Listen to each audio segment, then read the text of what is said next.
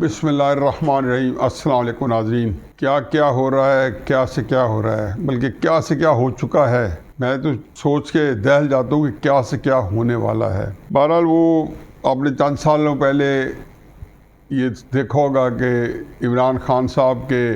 جب انہوں نے میڈیا کیمپین چلائی اور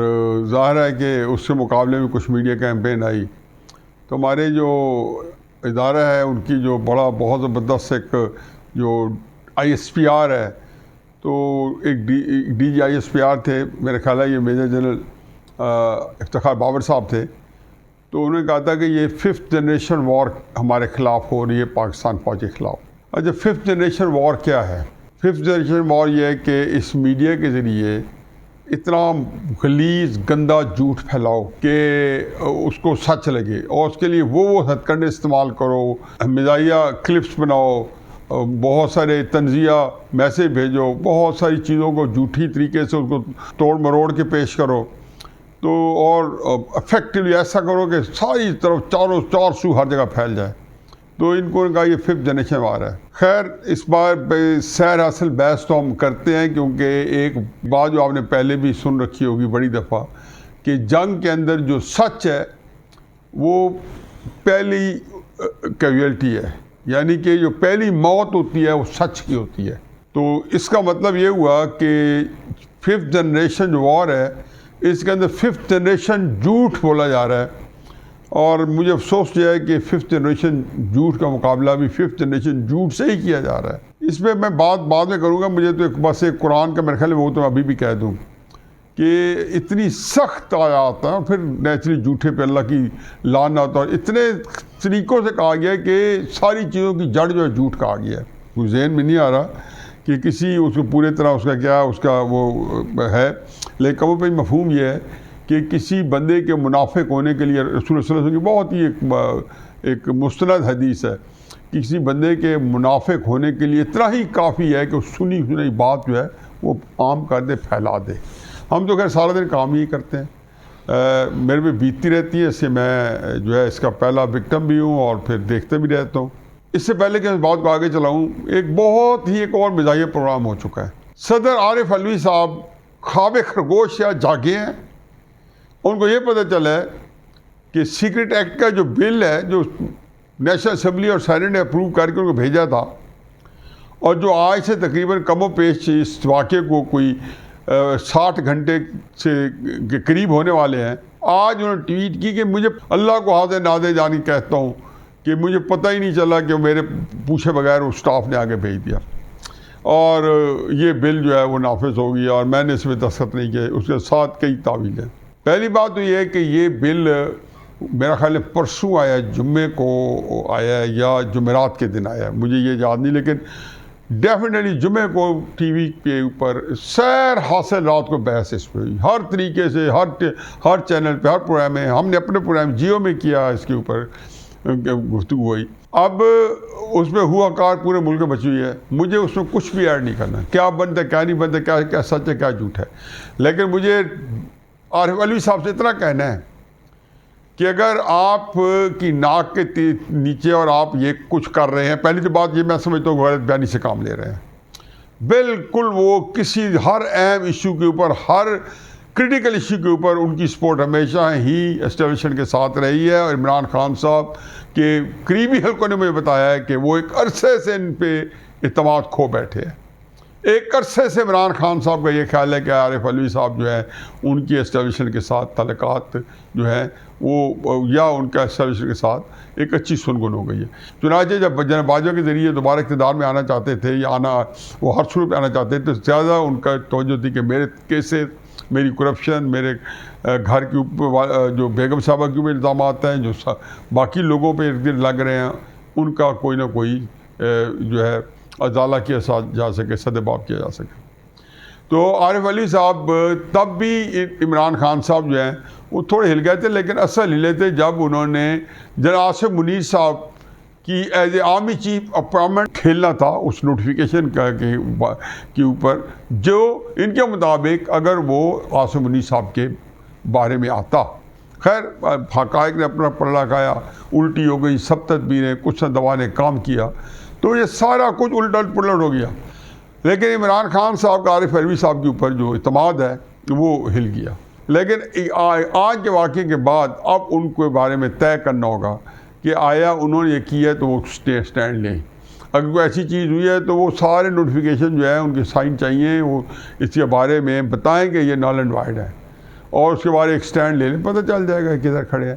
اور ابھی سے ہی معاملہ طے ہو جائے گا. اور پھر ان کا اگلا نظام ہی پتہ چل جائے گا کہ آیا وہ اس عہدے پہ کتنا سے رہ سکتے ہیں. کوئی یار لوگ تو جائیں گے کسی رات کو گھس کے ان سے استعفیٰ لیں گے, استعفیٰ نشر کریں گے, ان کا اسٹیٹمنٹ لکھائیں گے, چاند دن کو اپنے حراست میں رکھیں گے. پاکستان میں سب کچھ ہوتا رہے. یہ ہوگا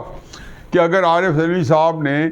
مزید کوئی ادھر ادھر کی بات کی اور دونوں طرف عمران خان صاحب کے طرف بھی اچھے نمبر حاصل کرنے کی کوشش کی اور اسٹیبلشمنٹ کی بھی صفوں میں اپنا ایک نام پیدا کرنے کی کوشش کی, تو اسٹیبلشمنٹ نے ان کا قلعہ کما کر دینا ہے اور ان کو منطقی انجام میں پہنچانا ہے. باقی آج اپنے ٹاپک کی طرف کہ 5th جنریشن وار ہے جو جھوٹ کی چل رہی ہے. اب جھوٹ ہر طرح سے بولا جا رہا ہے. پہلی بات تو یہ ہے کہ کل میں قصداً اپنے بیٹے کا ذکر نہیں کیا تھا, حالانکہ کل ایک بڑا اہم واقعہ ہوا تھا. جمعے کے دن جب ہائی کورٹ میں اندر کیس ہوا تو جسٹس سردار تنویر سلطان صاحب تھے, وہ ایک کیس کو سن رہے تھے. انہوں نے کہا کہ فیصلہ محفوظ کر لیا. جب انہوں نے فیصلہ محفوظ کیا تو سب پتہ یہی تھا کہ رات کو ہوگا تک سنا دیا جائے گا. اچھا ہوا کہا کیا انہوں نے, پہلے صبح 10 بجے کیس تھا, تو جو پروسیکیوٹر جنرل تھے یا ایڈیشنل ایڈوکیٹ جنرل تھے جو کہ ڈیفینڈنٹ کی جگہ, یعنی کہ جو کیس جن کے خلاف میں نے کیس کیا ہوا تھا, آئی جی پنجاب یا جو ایس ایچ او تھانہ سرور روڈ یا سی سی پی او, کہ میرے بیٹے کو بازیاب کرایا جائے, وہ ایک تلاش گم شدہ میں ہے. اور جب انہوں نے وہاں یہ خط آ گیا کہ جی ایک کمانڈنٹ کا جو electrical mechanical branch of army ہے کہ جی ہم نے تھانہ سرور روڈ سے اس احسان نیازی کو وصول کر لیا ہے یا ان سے لے لیا ہے, ایسا جو کہا کہ ہمارے حوالے کر دو. تو یہ بات طے ہو گئی کہ اس کے بارے میں تعین ہو گیا کہ وہ اس وقت زندہ حالت میں ہے اور فوج کی حالت میں ہے. انہوں نے کہا جی ہم نے اس کو ملٹری کورٹ میں اس کے خلاف مقدمہ چلانے, ہمارے حوالے کر دیا جائے. میں اس میں بالکل نہیں پڑھنا چاہتا کہ اب یہ, اور کبھی ضرور بات کروں گا, یہ 100% جھوٹ تھا. یہ پینڈورا باکس چھلے گا تو خیر اس میں کتنی شرمندگی امبیرسمنٹ ہوتی ہے وہ تو بات کی بات ہے. اب ہر آپ ریسیو کر لیں. تو پھر یہ ہوا کہ جی میری ان کے والد کی ملاقات کرائی جائے. ملٹری کورٹ کا جو کیس سپریم کورٹ کے اندر چل رہا ہے اسی میں جو اٹارنی جنرل پاکستان نے سپریم کورٹ کا کہا کہ ان کے سوال پہ انہوں نے کہا جی ہم ہفتے میں ایک دفعہ ملاقات بھی کروائیں گے جو ان کے لوگ جو 20-25 ان کے جو قبضہ استبداد میں تھے, اور ان کے لیے باقی بھی ان کے کھانے کا بندوبست بھی کروائیں گے اور ساری چیزیں. اس میں اب انہوں نے یہ کہا کہ اب شاید ملاقات تو بنتی ہے. تو فیصلہ انہوں نے کہا جی کہ اچھا پھر ہم کچھ پری تفصیل لے کے آتے ہیں, کوئی پوچھ بتاتا ہے. تو معاملہ ملتوی ہو گیا. جمعے کے بعد ہائی کورٹ کے جج صاحب نے فرمایا کہ میں اپنے چیمبر میں سنوں گا. میرے وکیل بھی پہنچ گئے اور پروسیکیوٹر جنرل بھی اور ایڈیشنل ایڈوکیٹ جنرل بھی. جج صاحب کے چیمبر میں آدھا گھنٹہ یا پونا گھنٹہ گفتگو ہوئی. میرے جو ہمارے وکلاء تھے وہ تھوڑی دیر بعد باہر نکل آئے. انہوں نے بتایا کہ ہمیں جج صاحب نے کہا کہ آپ باہر چلے جاؤ, ہم نے کوئی آپس میں بات کرنی ہے. خیال یہ کیا گیا کہ شاید جج صاحب ان کو کنونس کریں کہ بھائی ملاقات کروا دو, قانونی کمپلیکیشنز ہیں. سپریم کورٹ کے اندر بھی آپ نے کہا ہوا ہے کہ ہم ملاقاتیں کروائیں گے اگر کوئی ایسا واقعہ ہوگا, جب تک کیس کا فیصلہ نہیں بھی ہو جاتا. تو یہ آپ نے انڈر ٹیکنگ دی ہوئی ہے. تو پھر آدھے پونے گھنٹے بعد پتہ چلا کہ فیصلہ محفوظ ہو گیا ہے, ہم سجرات تک آ جائے گا. کل ہفتے کو دوپہر کے وقت جب فیصلہ تو نہیں آیا, لیکن ایک اس کا پورا جو شارٹ آرڈر کہہ لیں, جو ڈے لانگ پروسیڈنگس تھیں, جس کا آپریٹو پارٹ ڈیٹ تھا, جس میں یہ کہا گیا تھا کہ جو وکلاء دونوں اطراف کے وکلاء نے استدعا کی ہے کہ ہمیں کچھ وقت چاہیے, تو اگلی تاریخ ہم نے 25 اگست رکھ دی ہے. الامان الحفیظ جسٹس سردار تنویر سلطان صاحب, آپ خود دیکھیں کہ ایک جج کے بارے میں بندہ کوئی پبلک کے اندر کوئی چیز ڈسکشن کرتا ہے توہین میں آتی ہے. مجھے زیب نہیں دیتا میں کوئی بات کروں, لیکن ایک بات کسی جج کو زیب نہیں دیتی کہ میرے وکلاء کو کمرے سے نکال دیا کہ ہم آپ کو تھوڑی دیر بتاتے ہیں, اور آپ نے وہاں پروسیکیوٹر جنرل کو اور ایڈیشنل ایڈوکیٹ جنرل کے ساتھ آدھا پونا گھنٹہ اور لگایا, اور کیا گٹ مٹ ہوئی تو اس میں میرے وکیلوں نے کب کہا کہ آپ اس کو تاریخ دے دیں 25 کو، تو ان کے ذمہ آپ نے ناحق ان کے اوپر آپ نے کیوں تہمت لگا دی کہ دونوں طرف کے وکیلوں کو؟ یہ میرے خیال زیب نہیں دیتا، لیکن پاکستان کے اندر اس سے بڑی وارداتیں ہو رہی ہیں، اس کو نظر انداز کرنا چاہیے۔ اب یہ تو تھا صورتحال کیس کی، اس کے اندر یہ ہے کہ 25 اگست کو اس کیس نے دوبارہ لگنا ہے اور پھر دیکھا جائے گا کیا ہونا کیا نہیں ہونا۔ چلو میں تو یہ کہتا حضرت یعقوب نے یہی کہا تھا نا کہ میں صبر کر لوں گا، اور اللہ تعالیٰ جو ہے صبر کرنے والوں کے ساتھ ہوتا ہے۔ میرے پاس چائے کہ میں تو اللہ سے یہ دعا کی کہ اللہ میں بے بس ہوں، میری مدد فرما، میرے تو اس چیزوں میں بس ہی بنتا۔ لیکن میں بات جو آگے کرنا چاہتا ہوں یہ کہ ایک طوفان بدتمیزی چھڑا ہوا ہے اور جھوٹی خبریں باقاعدہ طریقے سے پلانٹ کی جا رہی ہیں۔ مطلب کوئی اتنا بڑا کیس نہیں ہے، میرا خیال ہے کہ عمران خان صاحب کے اوپر اپنی ساری انرجی صرف کی جاتی تو زیادہ بہتر تھا، لیکن اس سے بھی شاید یہ بھی ایک اس کا پیکج کا حصہ ہے کہ اس کے ساتھ جو کوئی اور کوئی متعلق ہے تو اس کو بھی اسی طرح ڈیل کیا جائے۔ لیکن چند چیزیں میں یہ کہتا ہوں کہ یہ آپ جو بھی یہ لوگ کر رہے ہیں، یہ ان کے جو کردار کے اندر جو کجروی ہے، جو کجی ہے، جو ان کی ایک جو ان کا لو مورل گراؤنڈ ہے، یہ وجہ ہے کہ وہ کر رہے ہیں۔ اگر اخلاقی جو جرت ہوتی تو کوئی بندہ جھوٹ نہ بولتا۔ اب آپ مجھے بتائیں، میں آپ کو میں آج تک بولا نہیں،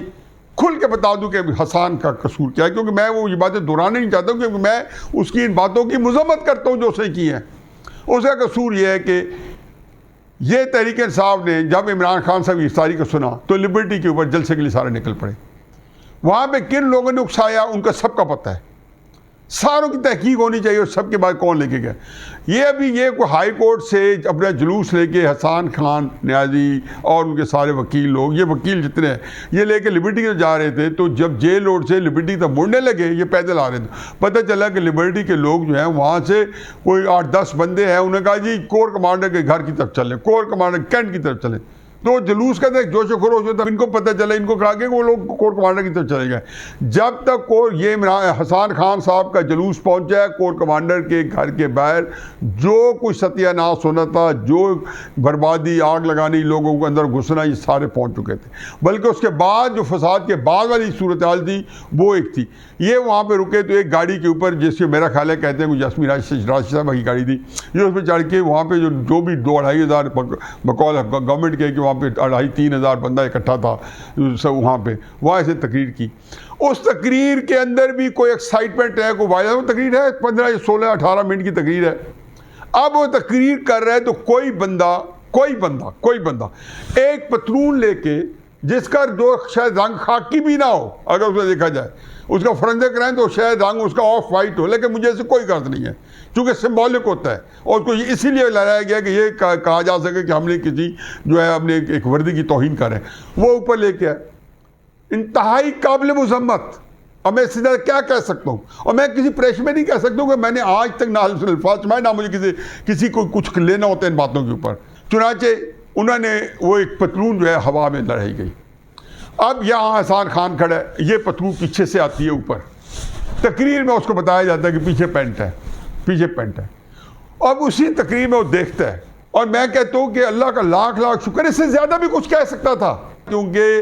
عقل بھی نہیں ہے، جذبات بھی ہیں، عمران خان صاحب کی محبت بھی ہے، وہ ساری اجزائے ترکیب بھی ہیں کہ کسی قسم کا بھی بلنڈر یا حماقت ہو سکتی ہے۔ اس نے وہاں پہ ایک ایسا لفظ کہا جو میں کئی دفعہ آج میں دہراؤں گا، آپ نے پہلے میرے ویلاگ دیکھے، میں دہرانے پسند نہیں کرتا، مجھے تکلیف ہوتی ہے کہ انہوں نے کہا بھائی صاحب کا اس طرح اشارہ کر کے وہ سارا دکھا دے کلپ، بار بار دیکھیں۔ بھائی صاحب کی ویسٹ کا سائز ہے 50۔ میں نے اس سے پوچھا جب بعد میں، یہ میں پہلے بھی بتا چکا ہوں، تو وہ اس نے کہا جی میں شرمندہ ہوا، میں اس کی مذمت کرتا ہوں۔ اس کا کوئی تعلق نہیں تھا کہ جی اس نے نہ اس میں مذمت ہوتی تو ظاہر ہے کہ وہ کہتا کہ جی چلو میں اس کا ویڈیو بنا کے بھیج دوں سارا کچھ، یہ ہماری آپس کی باتیں تھیں، کیوں میرے اپنا بھی ایک اخلاقیات کے پیمانے ہیں۔ مجھے کہا گیا یہاں پہ ایجنسیز کے لوگوں نے، جو بڑی میں ان کی بڑے شکر گزار ہوں کہ میرے ساتھ کم از کم ایک ان کا ایک احترام کا رشتہ ہے، عزت، جب بھی میں ملا ہوں تو عزت سے ملے ہیں۔ مجھے کہتے ہیں آپ اس کو گرفتار کیوں نہیں کراتے؟ میں کہا میں کل کرا دیتا ہوں۔ کیوں نہیں گرفتاری دے گا؟ اسے قانون کی خلاف ورزی کی ہے، دینی چاہیے، اور میں آپ کے ساتھ کھڑا ہوں، اس کو گرفتار کرا کے دیتا ہوں۔ لیکن میری بات سنیں، آپ مجھے میرے سے وعدہ کریں کہ جو قانون کی خلاف ورزی کی ہے اور جو مقدمہ بنتا ہے اور جس کورٹ کا بنتا ہے اس پہ کریں،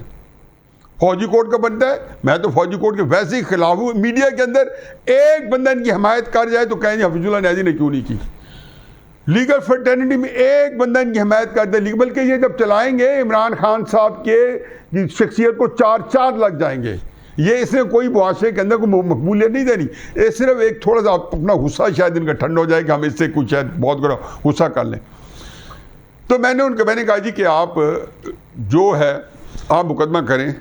کہ وہ کینٹ میں آ کے جلسہ کیا نہیں کرنا چاہیے تھا. بالکل میں کہتا ہوں کہ جی نہیں کرنا چاہیے تھا. ہم نے ساری زندگی لاہور میں جلسے کیے, ہم چیرنگ کراس پہنچ گئے ہیں, مال روڈ میں پہنچ گئے ہیں, ہم ان جگہوں پہ بھی گئے ہیں, اسلام آباد میں الیکشن کمیشن کے پاس جا کے کر لیے, فلاں یہ کر لیے. اس کو نہیں کرنا چاہیے تھا. اس نے اس تقریر کے اندر اگر اس نے ایک فکرہ بھی کہا ہے, لوگوں کو اشتعال دلایا ہے وائلنس کے لیے, کسی مجرمانہ فعل کے لیے, اس کو گرفت کریں, وہ تقریر سنائیں. جو بھی دفعہ لگتی ہے پاکستان کی, اگر وہ اس میں آتی ہے جس کے اندر انہوں نے کوئی وہاں پہ بے توقیری کی ہے, کوئی نام لیے ہیں ہمارے جس کو کہنا چاہیے اسٹیبلشمنٹ کے بڑوں کے, یا کوئی ان کے بارے میں تہذیب آمیز کلمات کہے ہیں, بالکل اس کو مقدمہ چلیں, جس مرضی ایک ملٹری کورٹ میں چلا دیں. لیکن کوئی حیا ہوتی ہے, کوئی شرم ہوتی ہے, سچ بول دو. اس میں کیا ہے, بتا دو کہ جی یہ بات سچ ہے, یہ بات جھوٹ ہے. آپ لوگوں کو کیوں 5th جنریشن جھوٹ بولنے کی ضرورت پڑ گئی ہے, کس بات کے اوپر؟ مجھے سمجھ نہیں آتی کہ ہم یہ جھوٹ کیوں بولتے ہیں. ایک بات میں آپ کو بتا دوں, اور یہ آج کا مرض نہیں ہے, یہ 70 سال سے ہے. میرا خیال ہے کم و پیش کا 70 سال سے, اگر زیادہ ہوگا تو ہو سکتا ہے کہ 5-7 سال کم ہو, کیونکہ یہ لیٹ 50s میں شروع ہوگا یا 60s میں. ہمارا عسکری ادارہ یہ سمجھتا ہے کہ وہ کیوں کہتے ہیں کہ آئین جو پاکستان کا ہے, جو ہم کہتے ہیں جو قرآن کے بعد سب سے مقدس ڈاکومنٹ ہے, دستاویز ہے, وہ کہتے ہیں یہ ہمارے دکھ تکلیف کا ہمارے ساتھ جو ناانصافی ہوتی ہے, یہ اس میں اس کا کوئی ازالہ نہیں ہے. چنانچہ اس کو پامال جب ہم کرتے ہیں تو اس کی وجہ یہ ہوتی ہے کہ یہ آئین, اب میں نے تو نہیں بنایا, جنہوں نے بنایا ان کو دے کوسیں, سر پیٹھے. دوسرا یہ کہتے ہیں یہ قانون جو ہے, یہ جو سزائیں دیتا ہے, یہ وہ تقاضے پورے نہیں کرتے کہ ہمیں انصاف ملے, تو بدل دیں قوانین, اس میں لکھ دیں کہ جو بے حرمتی کرے گا. یہاں پہ تو یہ ہوتا ہے کہ جناب کسی پولیس اسٹیشن کے اندر کسی بندے نے, سارجنٹ نے کسی روک لیا تو پولیس اسٹیشن کو پورے تھانے کو اٹھا کے لے گیا. کئی دفعہ دیکھ چکے ہیں. یہ 9 مئی جو ہے, میں کہتا ہوں کہ عمران خان صاحب کے ساتھ جو مجرمانہ جو ایک اس ایکٹ میں, یہ ان عمران خان سے زیادہ کے ملوث ہیں, کیونکہ سارا ایک پیچھے ٹریل آ رہی ہے جس میں بتایا ہے کہ جی فوج کے اندر سے آپ کو کمر بھی مل جائے گی, فوج بھی ٹوٹ جائے گی. کون بتا رہا تھا؟ جنرل فیض حمید بتا رہے تھے عمران خان صاحب کو کہ فوج کے اندر آپ کی سپورٹ ہے. یوم تکریم شہداء 9 مئی کے شہداء کے تناظر میں یہ دن منایا گیا کہ قوم بڑی سوگوار تھی, پژمردگی کی حالت میں تھی. میں اپنے طور پہ 2-3 دفعہ جا کے گیا ہوں, جناح ہاؤس گیا ہوں, اور حقیقت ہے کہ میرے بالکل آنسو نکل آئے ہیں. مجھے افسوس اور غصہ آتا تھا, یہ اس کے دکھ سے نہیں, فرسٹریشن سے کہ یار ایسے قوم ہمارے پاس ہمارے ساتھ ہو کیا گئی ہے. تو باجوہ اور فیض حمید جو تھے, اور باجوہ کو ہم نے بٹھایا ہوا تھا یوم تکریم شہداء پہ لائیو پروگرام میں, اسٹیج پہ, تو قوم کو یہ بتایا گیا تھا کہ اس کو ڈنڈے کھانے کے لیے آپ ہی لوگ رہ گئے ہو جو ہمارے ساتھ نہیں ہو. تو یہ بڑی تکلیف دہ باتیں ہیں, اس کا کوئی نتیجہ کبھی نکلا نہیں ہے. پاکستان بگڑتے گئی ہے. آج اگر تقابلی جائزہ ہوتا ہے, آج جو لوگ ہمارے پاس آتے ہیں جی کہ انڈیا کی ہم نے ہمارے بچے کر رہے ہیں جی, انڈیا کہاں پہنچ گیا, ہم کہاں پہنچ گئے, تو خیر مقابلہ کرنے چھوڑ دیا ہم نے. اس پہ کوئی غور ہو رہا ہے کہ کیا ہوا ہے, کیوں وجہ کیا بنی ہے, ہم کہاں تھے اور انڈیا کہاں تھے. میں خدا گواہ انڈیا جاتا تھا, مجھے میرا فخر سے دل اٹھ جاتا تھا. یہ آتے تھے یہاں پہ مال روڈ پہ خالی جہاز اترتے, مال روڈ پہ اترتے تھے. پھر بعد میں جب موٹر وے 96-97 میں کھلی, یہ آتے تھے, اسلام آباد دیکھتے تھے, بڑے بڑے ہمارے جگہ دیکھتے تھے, ہکا بکا رہ جاتے تھے. پاکستان کو کیا کس لیے بنا ہے؟ اس لیے کہ یہاں پہ سیاسی استحکام آ ہی نہیں سکا. میرا کالم یہی تھا, میرا خیال کیا جو جمعے کا, کہ جی جو خوشحالی کا, جو ایک مثبت سوچ کا جو جنرل عاصم منی صاحب میسیج دے رہے ہیں, وہ سیاسی استحکام کے ساتھ نتی ہے. ہمیں اس کو ابارڈ نہیں کرنا چاہیے, وہ اس طرح نتی ہے. اور سیاسی استحکام جو ہے ان چیزوں سے آتا ہے. آپ جو ہے سارا مسئلہ ہے کہ عمران خان صاحب کو فریت بنانے میں، پاپولر بنانے میں فیض امین تو چلو باجوہ کو پکڑے آپ، پہلے چلو عمران خان ہتھے ڈانگ دیا، ان کو تو ٹانگ دے، وہ تو آپ کے پنجہ استبداد میں ہے، لیکن اور کمپلیکیشن ہو جائیں گی، کیونکہ ہر بندہ کہتا ہے میں گھر کے تو ہر بندے سیانے ہوتے ہیں۔ تو مجھے صرف یہ ہے کہ جی آپ یہ سارے واقعات کے اندر جو مجھے پھر کہنا ہے کہ جو سچ تھا آپ اس کو آگے لے کے آئیں۔ اب آپ 5th جنریشن جھوٹ جو ہے ہر کوئی بول رہا ہے، ادارہ آپ کہہ رہے ہیں جی کہ ہمیں انصاف نہ آئین دیتا ہے نہ قانون دیتا ہے، اس لیے آئین اور قانون کو ادارے نے پامال کر رکھا ہے، اپنے آپ کو انصاف دلانے کے لیے حسان کو اٹھائے ایبٹ آباد میں، ہر جگہ جھوٹ بولنے پڑے ہمارے پاس نہیں ہے، پھر بتایا گیا کہ ایبٹ آباد سے پولیس نے گرفتار کر کے کوئٹہ پہنچا دیا، ایک لیٹر بھی آ گیا جھوٹا سچا، میڈیا کو فیڈ کیا گیا، پھر غائب کر دیا گیا کہ لاہور پولیس نے کوئٹہ پولیس کو لکھ دیا کہ حسان خان کو ہمارے حوالے کریں۔ پھر ایک نیا فارمولہ ہے، پشاور کے اندر ہیبیس کارپس جو ہے وہاں پہ دائر ہے، وہاں پہ ایک موقف ہے، لاہور کی ہیبیس پہ دوسرا موقف ہے، کوئٹہ کی ہیبیس پہ تیسرا موقف ہے، اور آپ اس کے بعد ہر جگہ کر کے یہ ریاست کو جو ہے اس سے جھوٹ بولنے پڑے ہیں کہ سچا مقدمہ کرنا نہیں ہے، بتا دیں کہ جی اصل یہ ہمیں یہ فلاں فلاں غصہ ہے۔ ہم نے دیکھ لیا نا کہ آپ نے کتنا بڑا پرسو پی ٹی ایم جو اسلام آباد آئی ہے ہلا کے چلی گئی ہے، جڑا والا کے اندر بیچارے کرسچن کے ساتھ کیا کیا۔ یہ واقعات اس لیے اتریں گے کہ ریاست کی ساری جب دلچسپی ایک طرف ہے اور ہونی چاہیے کہ عمران خان صاحب کو منکو ٹھپنے میں، اور یہ ایک کے بعد دوسری ایک کاوش کر رہے ہیں عمران ختم کرنے کے لیے، تو اس کاوش کے لیے پھر ایک اور کاوش کرنی پڑی ہے، پھر ایک کاوش کے لامتناہی سلسلہ، اور یہ پھر سارے کے سارا جس کو کہنا چاہیے کہ حاصل جو اعمال ہوتا ہے وہ ایک ایسی عمیق دلدل کے اندر ملک پھنسا ہوا ہے سیاسی عدم استحکام کی، یہ حاصل اعمال ہمارے ان کاوشوں کے نتیجے میں 9 مئی سے لے کے آج تک جہاں سے یہ اس واقعہ شروع۔ تو کیا ہوا؟ میں جب اسحاق ڈار صاحب تھے تو میرے ٹی وی کے اوپر کتنی دفعہ کہتے تھے یا نواز شریف صاحب کے بارے میں کہ جی کیوں نہیں پیش ہوتے عدالتوں میں، تو میں اس ڈٹ کے کہتا تھا کہ آپ چونکہ سچے مقدمے نہیں بناتے، ان مقدموں سے بھاگنا شرعاً جائز ہے۔ جب میں ان کے لیے کہتا ہوں تو میرے بیٹے کے لیے کیا کہوں گا؟ میں بار بار کہتا تھا کہ آپ سچا مقدمہ بنائیں، اور پھر آپ کہیں گے اسے باپ سے پوچھیں تعاون کرو گے، لیکن چونکہ بہرحال ہم نے پوزیشن لی ہوئی ہے، میں نے خود جب پوزیشن لی ہوئی تھی تو میں ہر انتہا پہ جانے پر تیار تھا، عمران خان صاحب کے خلاف بھی یہ سب کچھ بھی۔ اب اس پوزیشن میں عمران خان صاحب نے بھی یہی کام کیے تھے۔ اب وہ علیحدہ کیس ہے کہ آپ کے کوئی ایک پولرائزیشن ہے اس کا بھی غصہ ہے، اس کا تو گنجائش نہیں، میرے تو ایشو اور ہے، میری ذمہ داری ہے، میں نے اس کو میں اگر اپنے باپ کے ساتھ اختلاف کرتا ہوں، میں اسلامی جامعہ طلبہ میں تھا جب میرے والد صاحب کو پسند نہیں تھا، انہوں نے میرے سے بول چال بند کی تھی، میں نے تو نہیں چھوڑی تھی، میں نے ناراضگی منہ لے لی تھی۔ یہ اولاد اب کیا کیا جائے، وہ نہیں مانتی، میں نے کسی اور کاز کے لیے نہیں مانی تھی، میرا خیال اچھے کاز کے لیے، اس نے شاید برے کاز کے لیے میری بات نہیں مانی۔ وہ بہت سارے بچے اپنی باپ والدین کی بات نہیں مان رہے ہوں گے، تو کیا ان کی فیس بند کر دی ہے، اسکولوں سے نکلوا لی ہے، ان کے خرچے بند کر دیے ہیں، ان کو پروٹیکٹ کر بند کر دیے، لیکن میں تو پھر بھی یہ کہہ رہا ہوں کہ میں صرف قانونی طور پہ میں کہتا ہوں کہ قانون کا احترام کیا جائے، اور آپ جو ہے اس کے بارے میں مجھ سے زیادہ کوئی کھلوڑی لگ کیا ہوگا کہ آپ جو اسے کام کیے اس کام کے ساتھ کام رکھیں، لیکن ہوگا وہی جو کر رہے ہیں، لیکن انشاءاللہ میرا اللہ جو ہے اس کا ایک اپنا نظام ہے۔ ابھی تک جو کچھ ہے جو کچھ ہو رہا ہے شاید اللہ کے نظام کے مطابق ہو رہا ہے، اور اگر اللہ نے کوئی اور بھی ایسی اسکیم جو رکھی ہوئی ہے تو میں تو اللہ کی رضا پہ بالکل رضامند ہوں، اور میں اس کے مطابق جس دن اللہ نے ان کے سارے کو ایکسپوز کر کے ان کو بے وقت کرنا ہوگا،